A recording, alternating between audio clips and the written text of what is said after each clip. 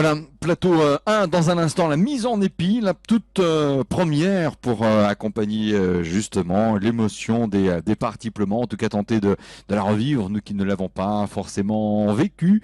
Le dernier des participlements, c'était en 1969, mais ça on a déjà eu plein de fois l'occasion de l'évoquer. Oh, nous y reviendrons parce qu'on adore ce genre d'évocation historique et quelque chose nous dit que vous aussi, justement, à suivre donc le premier des départs.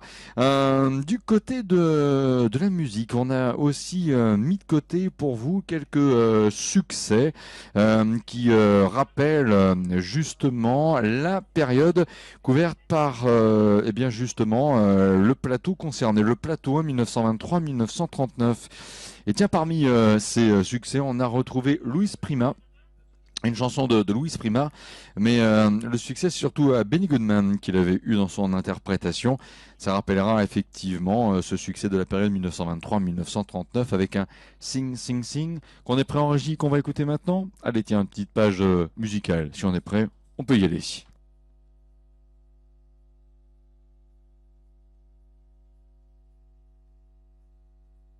Si vous êtes le long du circuit Bugatti, je vous demande d'encourager évidemment tous nos amis de Little Big Man, car il y a une grosse bagarre en ce moment sur le Bugatti. On voit ça avec les temps partiels et c'est une grosse bagarre et rien n'est décidé, rien n'est décidé. Attention, ils arrivent bientôt, donc je veux mais vraiment une standing ovation pour tous ces jeunes pilotes, car eh bien c'est une première pour eux et je peux vous dire que aujourd'hui sur Little Big Man, eh bien probablement quelques vocations seront nées ici même au Mans.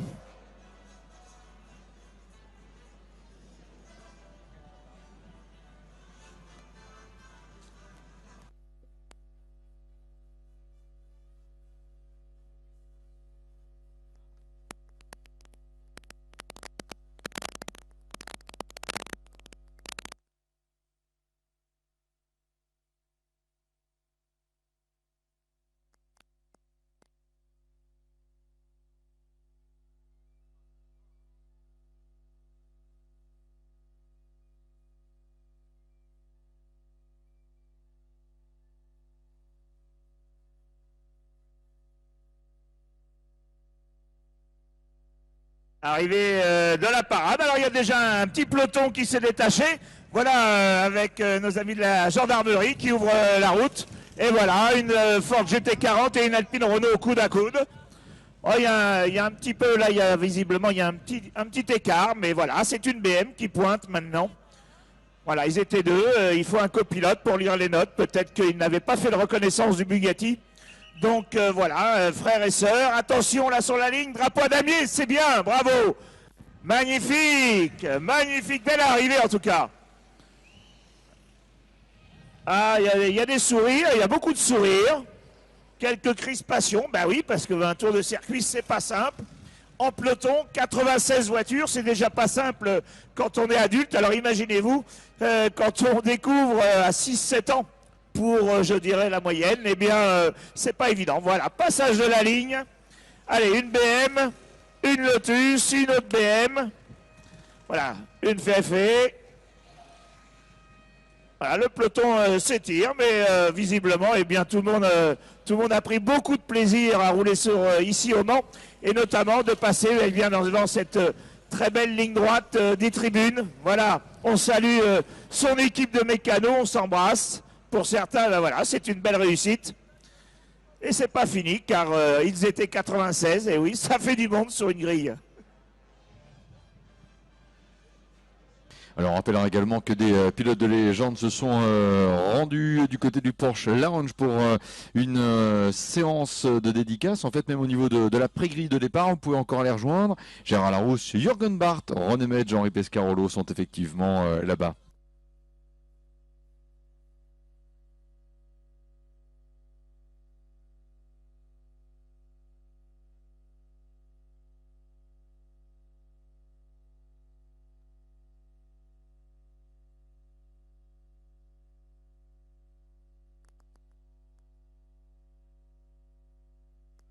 Pendant que nos amis de Little Big Man terminent, pour certains, eh bien, sachez que c'est le plateau numéro 1 qui est en train de se mettre en grille. devant vous, amis spectateurs. Le soleil est revenu, donc tout va très très bien pour dans quelques instants, eh bien, l'arrivée de Little Big Man et le départ des plus grands. Et les plus grands, eh bien, ça sera avec le plateau numéro 1. Je vous rappelle, 45 minutes, arrêt obligatoire pour changement de pilote, ou en tout cas pour équilibrer les forces. Et puis, les plateaux vont se succéder jusqu'au plateau numéro 6. Tiens, voilà une arrivée, tiens, une Porsche Jules, tiens, celle qui a fait des belles heures, voilà, et on passe la ligne à fond, très bien. On n'a pas levé le pied avant le drapeau à damier, c'est bien, bon réflexe. Je vois que certains sont déjà aguerris, ou alors ils écoutent bien les consignes de course, et ça c'est important.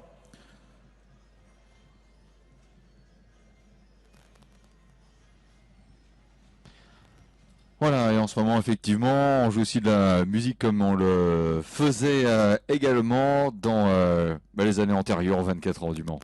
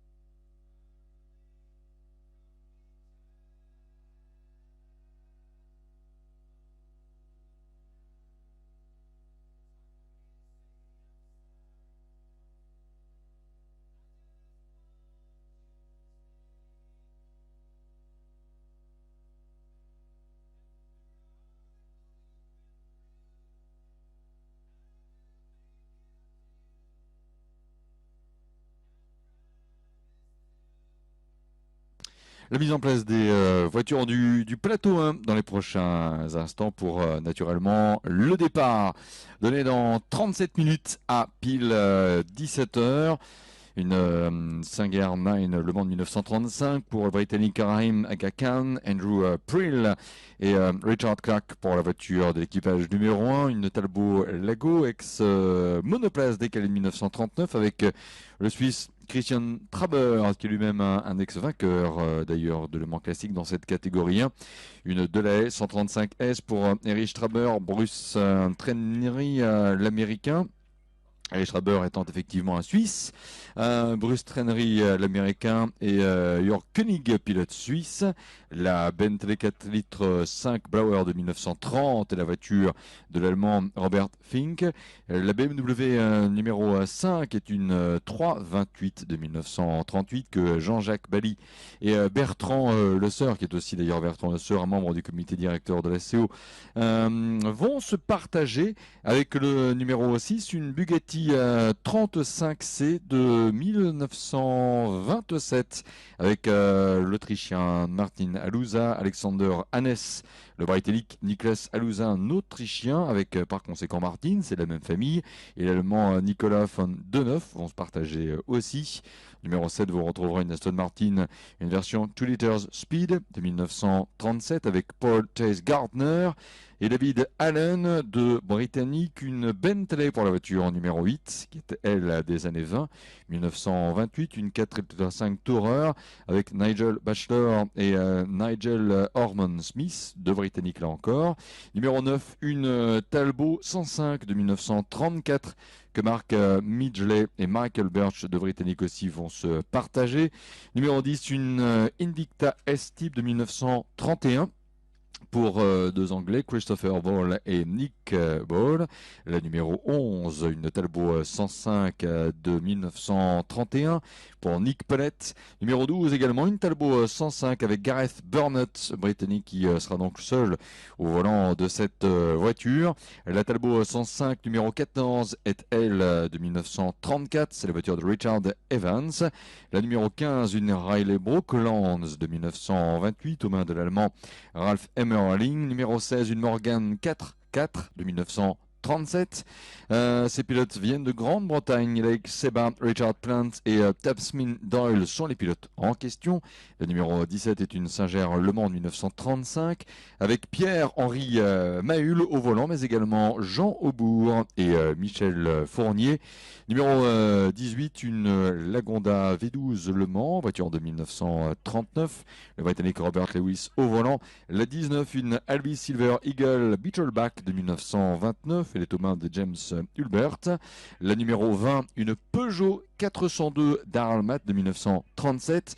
Jean Bussolini et Julien Bussolini pour l'association familiale de Français. Numéro 21, une Bugatti 35B de 1929, là encore avec un équipage 100% tricolore pour cette voiture, cette Bugatti avec Damien Colère et Thierry Lafont. La numéro 22, une Emilcar C6 de 1927, Bruno Courtine et Sébastien Benoît Latour se la partagent. 23, une Riley Brooklands de 1929 avec Bruno Lardet comme pilote en solo. Le numéro 24, est une Bugatti 37 de 1926, Hugo Baldi et Dominique Valdi, l'équipage constitué pour justement mener au maximum sur ce circuit des 24 heures du Mans cette Bugatti de 1926, qui fait d'ailleurs aussi partie vraiment des doyennes du plateau. Le numéro 25 est une Riley TT Sprite de 1937, Thierry Chanoine et Eddie Piezol en sont les pilotes. Le numéro 26, une Bentley 3 litres Tourer de 1926 avec Hervé Sarrazin. Le numéro 27 est une Aston Martin MK2 de 1936. Jean-Marc Krief et Philippe Granier en sont les pilotes. La 28, une Samson GS Course de 1927. Chris Cadman et Robert Ellis, c'est le duo de pilotes britanniques associés sur cette Samson. La 29, une Bentley 4 litres 5 Blower de 1929 avec Martin Overington. La numéro 30, une Bugatti 51 de 1931 pour les pilotes nationaux que sont Patrick Friedli et Philippe Brunner.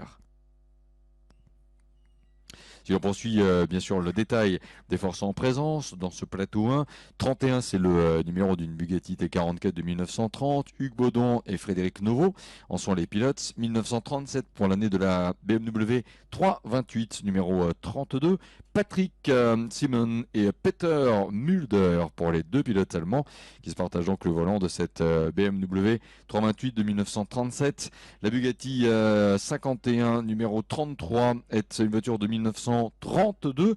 La famille Cointreau au volant avec François Cointreau, avec Alfred Cointreau, mais également Patrice Cousseau et Olivier du Boucheron. La numéro 34 est une Singer Le Mans, une Singer Le Mans, voiture 1936 avec le Belge Anthony Schrauen que l'on va saluer. La numéro 35 pardon, est une Invicta S-Type de 1931. C'est la voiture de Helmut Rothenberg et de Gaëtan Voitrin, un Allemand et un Belge associés sur cette Invicta S-Type de 1931. La numéro 36, une Lagonda LG45, voiture de 1937, avec un équipage germanique associant Florian Brandt et Peter Michaelis. L'Invicta S-Type de 1932 qui porte le numéro 37 est une voiture qu'un Néerlandais et un Français vont se partager. Lucas Slipjohn et Christophe Vigneault pour l'équipage en question. Numéro 38, une Riley TT Sprite de 1935 avec un pilote en solo, mais le règlement le permet et pour cause. C'est Nick Jarvis, le pilote en question, alors que l'on retrouve au volant de la Riley TT Sprite de 1934 deux Autrichiens, Joseph Metzger et Margit Schmidt, sur une TT Sprite Riley donc de 1934. Numéro 40, une Alvis de 1938, un Autrichien, Ernst Chalupa, et pour coéquipier un Allemand avec Fred Herzog. 41, le numéro de la Citroën C4 Roadster de 1932. Avec Paul Wildbrow et Gary Winston, sans oublier Martin Doherty, les trois pilotes britanniques qui vont donc se partager le volant de cette Citroën C4 qui constitue en fait un clin d'œil à l'unique participation d'une Citroën dans la grande histoire des 24 ans du Mans. Avec le numéro 42, vous pourrez retrouver également une Lorraine Dietrich de 1925. Elle est pilotée par Rudolf Ernst et Peter Dubsky. 43.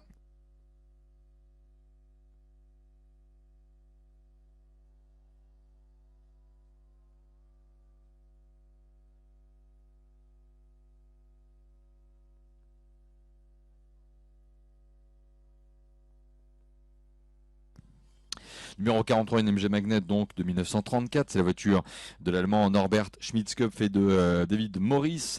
Numéro 44, une Bentley de 1928, la voiture de Laurent Philippe et de Yves-Henri Menuto, une association française. On retrouve également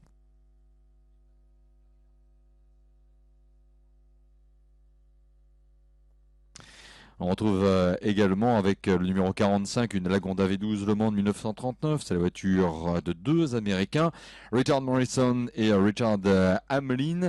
La 46 est une Bentley 4 litres 5 Tourer de 1928 avec Lars Rollner, l'Allemand, le Danois sinon la Danoise, Michael Gatting et le pilote allemand Nils Christian Rollner.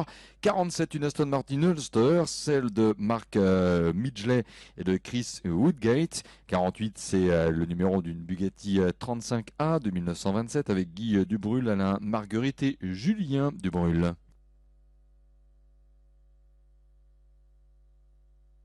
Et voilà, et en même temps pour le public présent, une droite des stands, applaudissements pour cette séquence musique et danse qui vous est à l'instant proposée. Bravo.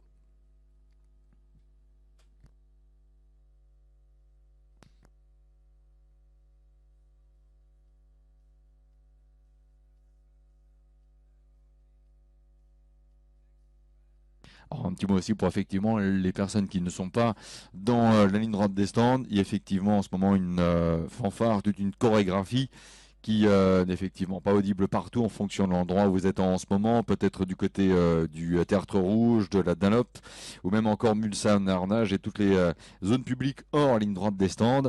Il y a effectivement parfois peut-être des paroles qui peuvent paraître se chevaucher par rapport à ce que vous avez dans la ligne droite des stands, mais en même temps tout le monde n'est pas dans la ligne droite des stands, ce qui rend toujours un petit peu particulier ces moments d'animation. On pense effectivement aussi à tout le monde. Mais il y a effectivement un bel ensemble musical en ce moment sur la ligne droite des stands.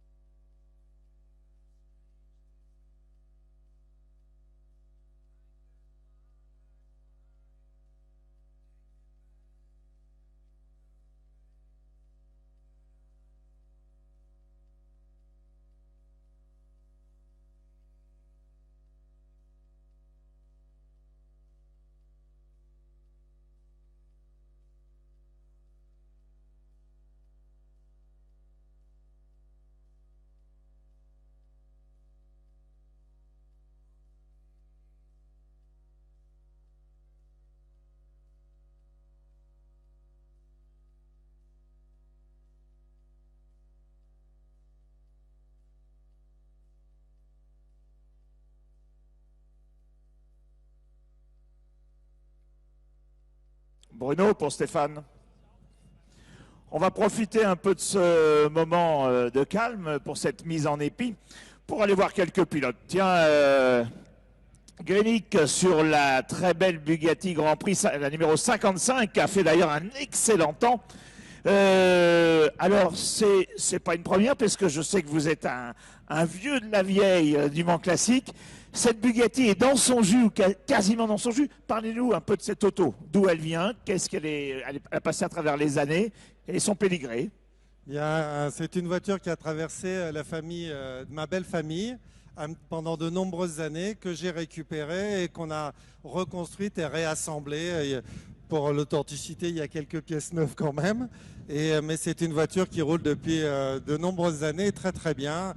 Elle est totalement conforme à l'origine. Alors, on peut parler de puissance, un petit peu de technique, parce qu'ici, en face de nous, il y a, je sais, des amateurs de belle mécanique, et on ne peut pas rester insensible devant une telle Bugatti. C'est un 8 cylindres en ligne. Comme il n'y a pas de compresseur, elle fait 100-105 chevaux. C'est le maximum qu'on puisse tirer de ces moteurs. Et en vitesse de pointe, on arrive à 180 km/h.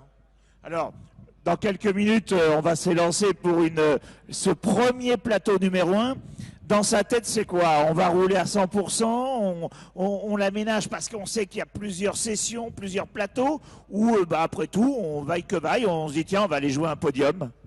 On va essayer d'abord de faire les 3 courses et les finir, mais on va essayer d'aller vite, tout en ménageant un peu la mécanique pour finir. Alors parlons un petit peu de consommation. Ça consomme un peu d'huile? Alors ça consomme pas mal d'huile. D'ailleurs, à l'époque, il y a toujours un réservoir de 25 litres d'huile, mais dont on ne s'en sert plus aujourd'hui. On transférait l'huile du réservoir sous le pilote dans le moteur pour vous dire qu'on perdait beaucoup d'huile à l'époque. Et en point de vue essence, pendant la course, je fais 20 litres. Voilà, ce qui est somme toute raisonnable pour une voiture de Grand Prix. C'est très raisonnable et elle marche très très bien. Merci à vous et très bonne course. On se retrouvera au fil des séances et des plateaux, vous inquiétez pas. Et on vous souhaite une excellente course au volant de cette Bugatti. Allez, on va remonter un petit peu cette grille pour aller voir d'autres pilotes et d'autres autos. Allez-y, ne vous gênez surtout pas, Stéphane Roux, et on le précise encore par rapport aux personnes qui ne sont pas dans la ligne droite des stands. Là où c'est un tout petit peu délicat, c'est que en ce moment vous avez un orchestre, une fanfare qui passe, ça met beaucoup de musique, alors ce qui fait que parfois nos paroles ici peuvent rentrer un peu en conflit avec cette réalisation musicale, et en même temps c'est vrai qu'il faut aussi que l'on pense bien sûr au public qui n'est pas dans la ligne droite des stands et qui a aussi droit à de l'information, à des présentations de grilles, d'où effectivement le fait qu'on était un petit peu en mode silence ces derniers instants, et Stéphane Roux a cependant bien fait d'intervenir pour commencer à faire justement parler les acteurs de ce plateau 1, qui est celui qui nous fait vraiment faire un grand bond dans l'histoire, puisque nous allons retracer la période des 24 heures du Mans qui va de 1923 à 1939. C'est une Talbot qui a réalisé le meilleur temps, rappelons-le, en qualification, avec la séance de jour qui a permis au pilote de cette Talbot 105 de 1900, de cette Talbot Lago même d'ailleurs de 1939 je crois, au niveau de la voiture de Christian Traber, voilà, de réaliser un tour en 6 minutes 1 seconde et 151 millièmes.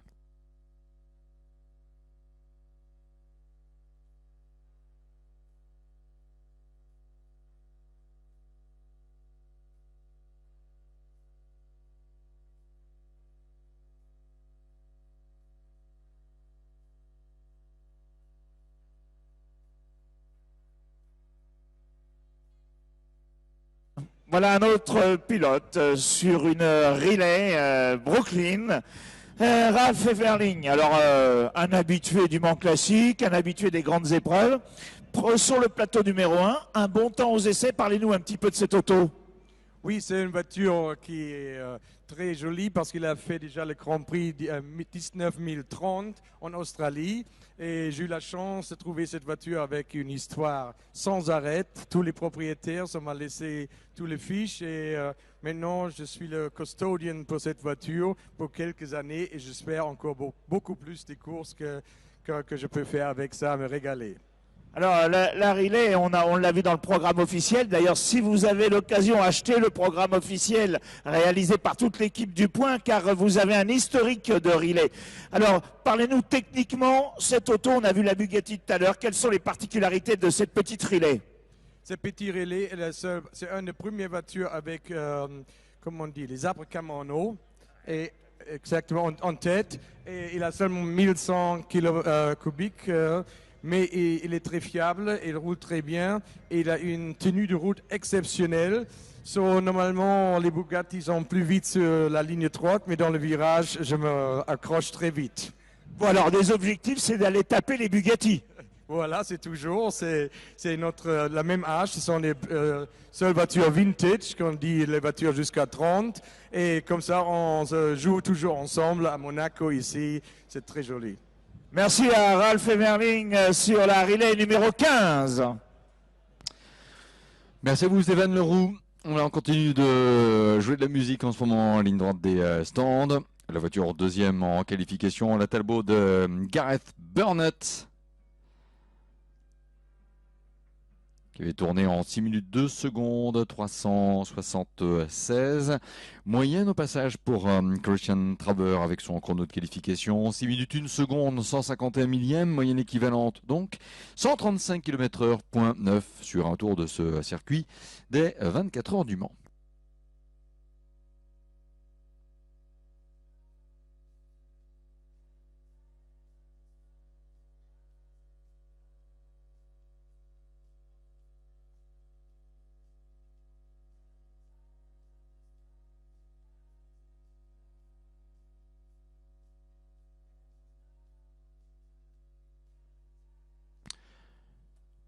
À nouveau un grand bravo à la formation musicale qui nous accompagne sur la ligne droite des stands. Nous sommes à H-18 minutes avant le premier départ. Dans 18 minutes, le départ plateau 1.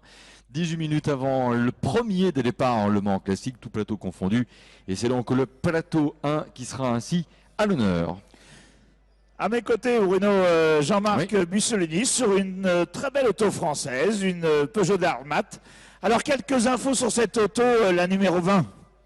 Des infos très personnelles parce que c'est la voiture d'un ami. Il me la confie pour cette course magnifique-là et c'est un hommage que je lui rends en roulant avec cette voiture-là qui a eu ses petites sœurs qui sont illustrées brillamment en 1937. C'est la raison pour laquelle il a marqué merci Alain, cette voiture-là, et je le remercie aujourd'hui encore. C'est grâce à lui que je suis là avec cette voiture-là, cette voiture merveilleuse. Voilà. Alors à conduire, c'est par rapport aux autos plus modernes que vous avez l'habitude de conduire. Quelles sont les particularités de cette Peugeot Darmat en dehors d'une aérodynamique très soignée? L'aérodynamique est très soignée, mais la vitesse est très réduite. C'est un moteur Peugeot 2 litres qui doit faire 60 chevaux, 60 petits percherons qui donnent toute leur volonté pour faire avancer cette voiture le mieux qu'elle peut. Et puis c'est un châssis de 1937, c'est une voiture majestueuse à conduire, mais qui n'est pas vraiment une voiture de course, en tout cas pas celle-ci. Et je suis là pour le plaisir, pour la parade et pour défiler avec mes copains qui ont aussi des très belles voitures. Vous voyez qu'on peut avoir des très bons copains qui prêtent leur voiture pour faire le Mans classique. Alors il faut quand même savoir que toutes ces autos, même si cette Darmat n'est pas super puissante, eh bien elle a participé aux 24 heures du Mans. Car encore une fois, toutes les voitures que vous voyez devant vous en épi ont toutes, en tout cas le type de voiture, ont toutes participé aux 24 heures du Mans sur ce plateau numéro 1 des années 20 à la fin des années 40, 50, 30, début 30. 50. Donc ne vous y fiez pas.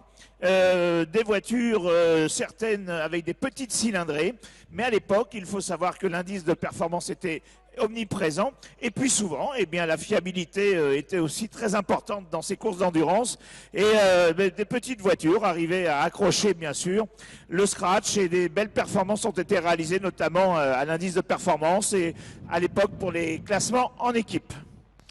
Voilà, et par rapport à ce que Stéphane Roux disait à l'instant, là, ce plateau 1 va jusqu'en 1939, mais il est vrai que on avait repris également, après la Seconde Guerre mondiale, quelques voitures d'avant 1939 pour de nouveau faire les 24 heures du Mans. Mais le plateau 1 Les deux extrêmes au niveau du repère chronologique, c'est 1923 bien sûr, l'année de création des 24 heures du Mans, et donc 1939, la dernière année d'organisation de cette course, avant effectivement une parenthèse de 10 ans, en raison tout simplement de la guerre, mais là je pense que l'on ne vous apprend absolument rien. En 1939 d'ailleurs, rappelons que ce fut la victoire d'une Bugatti que le public avait saluée, avec Jean-Pierre Vimille, avec Pierre Véron. Jean-Pierre Vimille, c'était en 1939 sa deuxième participation. Il salue donc et savourait finalement à l'arrivée une deuxième victoire pour Pierre Véron. Cette victoire, c'était également eh bien l'achèvement du meilleur des résultats qui soit au Mans, pour saluer donc le résultat à l'arrivée de sa quatrième participation, 1923. Eh oui, la belle aventure des 24 heures du Mans a commencé non pas au mois de juin. Oui, effectivement, la première édition s'est disputée les 26 et 27 mai de l'année 1923 avec la victoire d'André Lagache et de René Léonard. Les plus anciennes de ces voitures sont effectivement des années 20. On avait tout à l'heure rappelé qu'une Bentley 3 litres de 1926, une Bugatti de 1926 également sont là en tant que voiture à classer parmi les doyennes de ce plateau 1.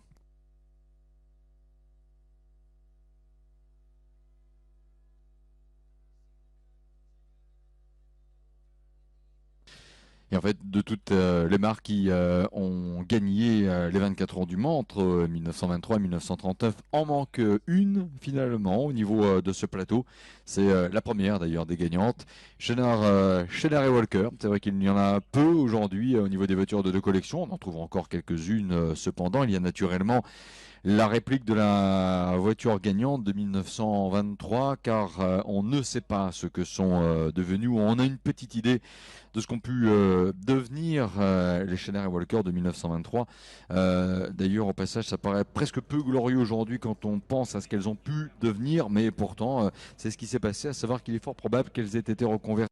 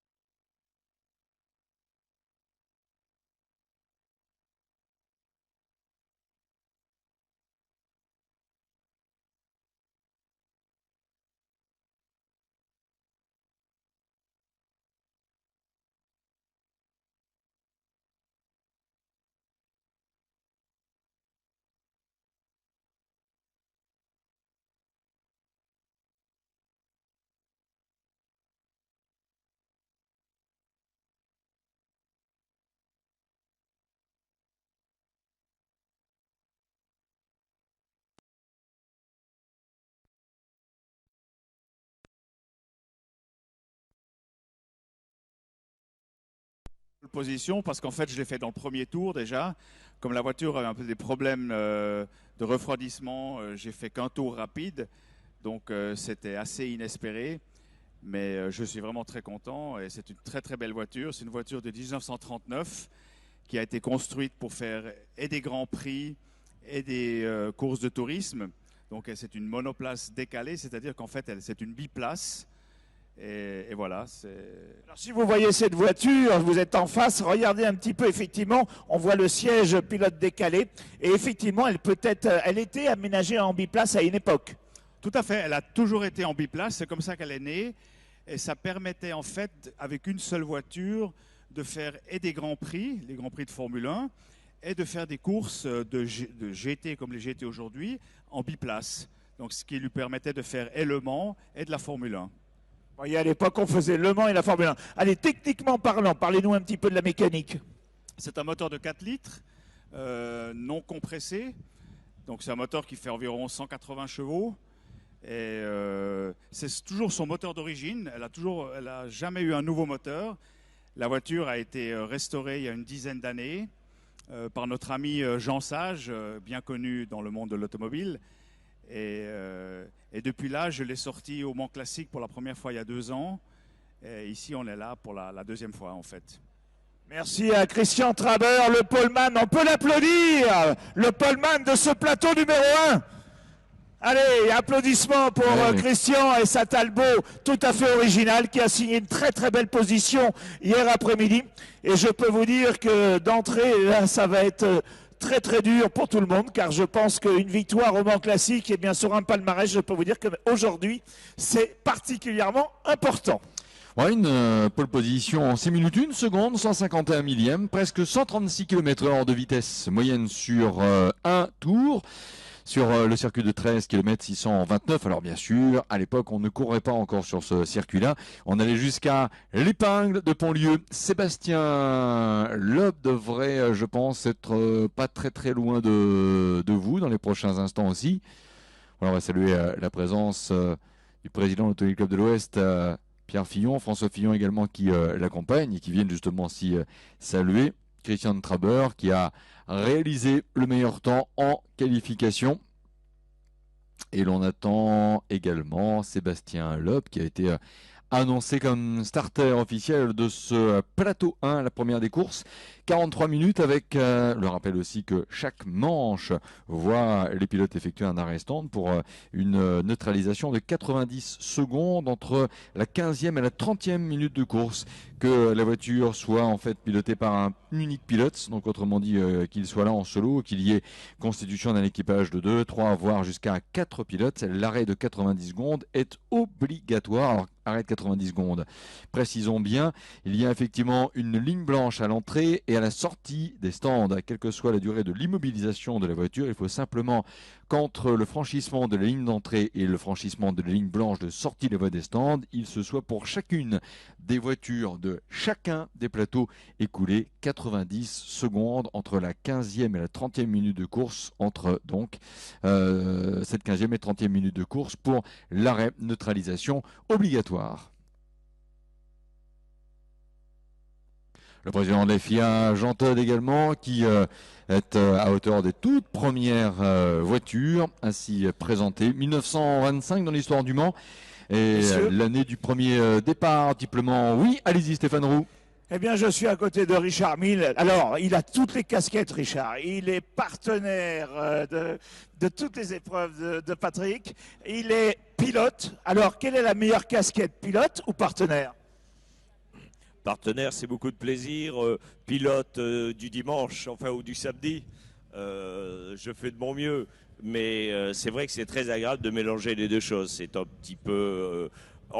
sur le plan organisationnel, c'est un peu compliqué, mais on s'amuse beaucoup. Donc c'est un événement tellement merveilleux que du plaisir. Alors question bateau peut-être, mais le parallèle entre les belles horlogeries, l'horlogerie de précision et les mécaniques anciennes, il y a des parallèles. Oui, parce que en définitive, on a vécu cette époque qui est une époque où l'innovation était quand même très très forte. Les dessins étaient tous aussi beaux les uns que les autres. Il y avait énormément de créativité. C'est sûr qu'aujourd'hui les choses sont très techniques, sont faites à partir de moyens informatiques entre autres. Mais cette époque est tellement belle parce que ce sont tous nos souvenirs. Et puis Le Mans dans les années 70. C'est la plus belle époque, c'est la légende du Mans, c'est la légende de l'histoire de l'automobile et ça, ce sont des moments inoubliables. Je crois savoir qu'il y a un petit faible quand même pour certaines voitures et on va vous voir au volant de voiture. Alors lesquelles ? Une Lola T70 MK3B de 1969. Alors un bon temps aux essais, ça s'est bien passé ? Oui, on est assez contents. Nous avons tourné avec Carlos Tavares qui va très vite, qui n'a eu besoin que d'un ou deux tours pour se mettre la Lola en main et il va extrêmement vite et donc en espérant que le temps soit clément, on espère être à l'arrivée. Richard Mille, merci et bonne course à vous. Oui, Carlos Tavares, le président du directoire de Peugeot PSA, le groupe Peugeot Citroën PSA, qui est présent avec cette Lola. Effectivement, un pilote de très très haut niveau que l'on retrouvera un peu plus tard. Nous aurons l'occasion, je l'espère en tout cas avec vous Stéphane Roux, de l'avoir à votre micro. Allez, les voitures en épi, les pilotes face à leur voiture dans les tout prochains instants pour le départ de ce plateau 1, l'évocation du Mans les années 20, les années 30, 60 voitures.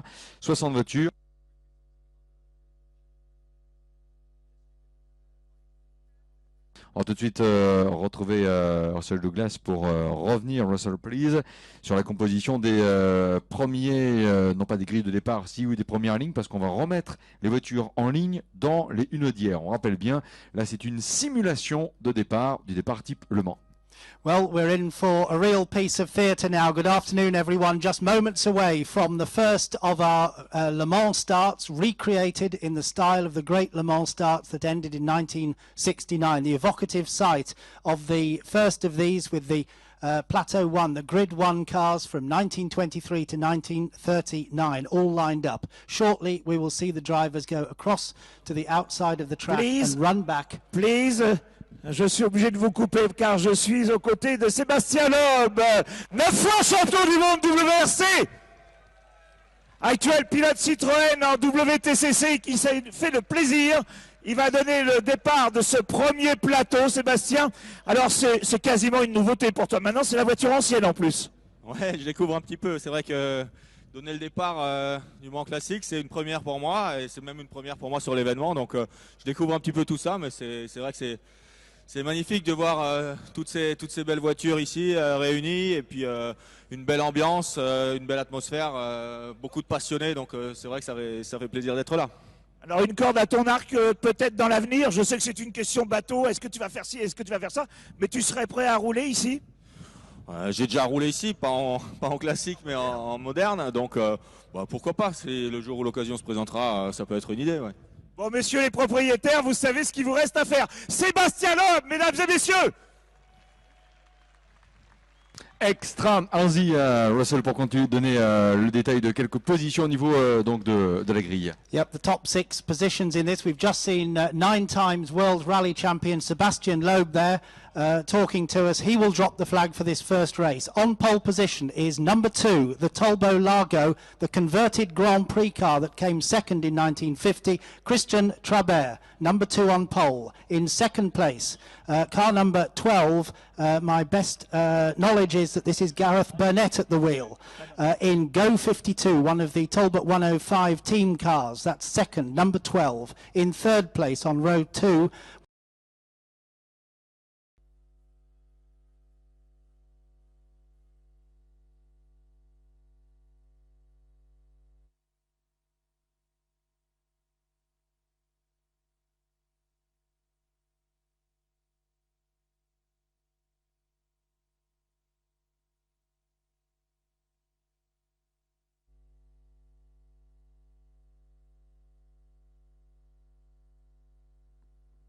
Messieurs.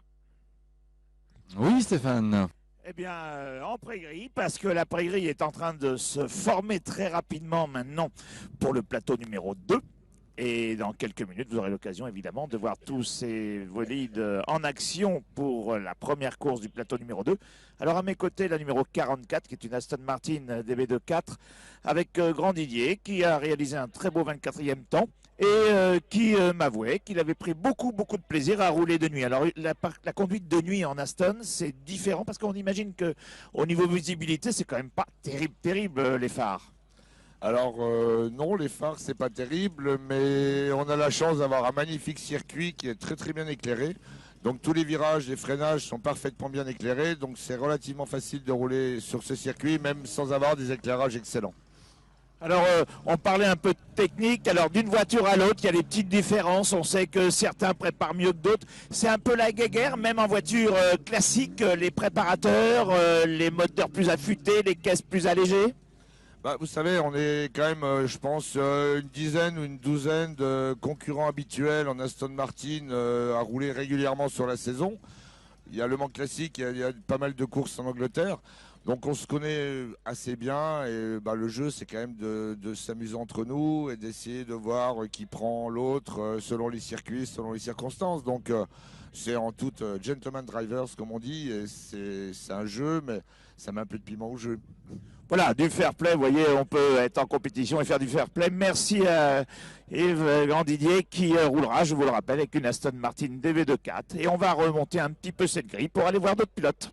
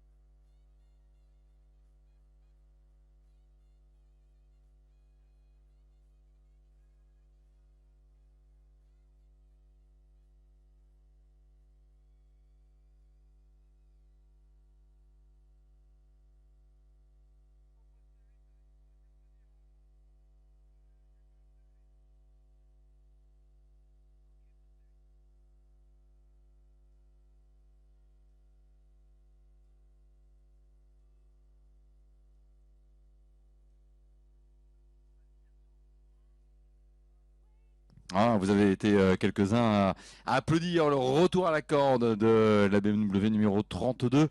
Les derniers modèles de chez Jaguar en évolution sur le circuit entre deux.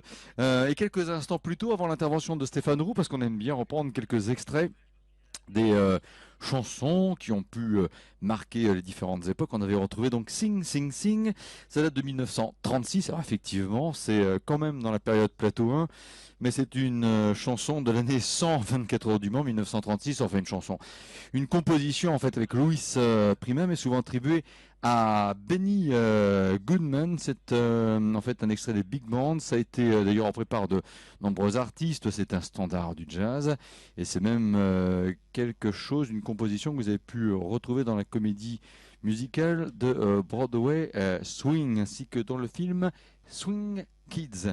Voilà pour Sing Sing Sing. Et comme notre ami Fabien est en ce moment à la régie chez Jean-Marie Boulet, attention, je vais prendre un tout petit peu au dépourvu. Tiens, c'est ce qu'on va faire. On va dans un petit instant. Oui, allez-y Stéphane, Allez, vous souhaitez intervenir d'abord. Voilà, un petit intermède. Je suis avec Henri Chambon, qui est propriétaire d'une très très belle auto et qui fait courir son fils et des amis avec, écoutez, excusez du peu, mais une Maserati 300S de 1955. Alors parlez-nous un tout petit peu de cette voiture et un petit peu de l'historique de cette voiture qui est fort bien placée sur le plateau numéro 2 avec Pierre Ragès actuellement au volant. Oui, bien écoutez, c'est déjà la 4e fois qu'on vient ici, avec des bonheurs un peu différents. Hier, on a fait un tour de circuit, on a cassé la boîte, et on avait une boîte 5, on l'a changée en boîte 4 cet après-midi. Voilà, c'est ça la course, et puis on a de la chance, parce que maintenant il ne pleut pas, et c'est une voiture qui a horreur de la pluie.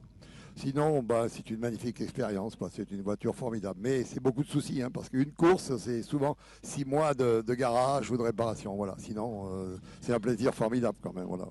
Alors parlez-nous techniquement de cette auto, parce qu'on sait que la Maserati est un chef-d'œuvre mécanique, c'est une horlogerie à l'ancienne, mais en tout cas une voiture splendide. Alors parlez-moi quelques données techniques.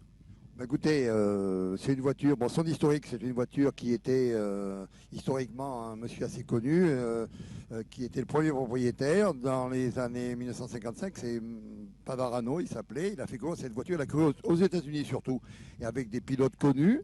Et après, elle était aux États-Unis. Moi, je l'ai récupérée aux États-Unis. Elle est rentrée en France il y a une vingtaine d'années. Restauration, moteur, enfin, tous les soucis qu'il y a. C'est une voiture extraordinaire, mais certainement un peu fragile. Elle était déjà fragile à l'époque, mais elle a une tenue de route magnifique. Elle est cylindrée, c'est une 3 litres. Elle fait à peu près 260 chevaux. Elle est toute d'origine. Elle n'a pas la présomption de lutter avec des voitures, avec... j'allais dire un peu des bricolages et puis avoir des nombres de chevaux qui ne correspondaient pas du tout à ce qu'il y avait à l'époque. Sinon, on s'amuse, on n'est pas là pour la gagne et puis on participe en essayant d'être le mieux placé possible. Voilà, c'est ça exactement. Merci à vous et bonne course sur cette très belle Maserati 300S, une auto que vous verrez tout à l'heure sur le plateau numéro 2 avec Pierre Ragès au volant. Eh bien, excellent. On sera effectivement très heureux de la retrouver. Donc, le plateau 2, la période 1949-1956. Tiens, qu'est-ce que l'on pourrait s'offrir comme extrait musical? Ah, mais oui, bien sûr. Vous avez peut-être même rencontré une belle sur cette chanson-là, qui est d'ailleurs à la fin de l'évocation historique du plateau 2, puisque c'est la période 1955-1956. The Platters, Only You. Allez, c'est parti.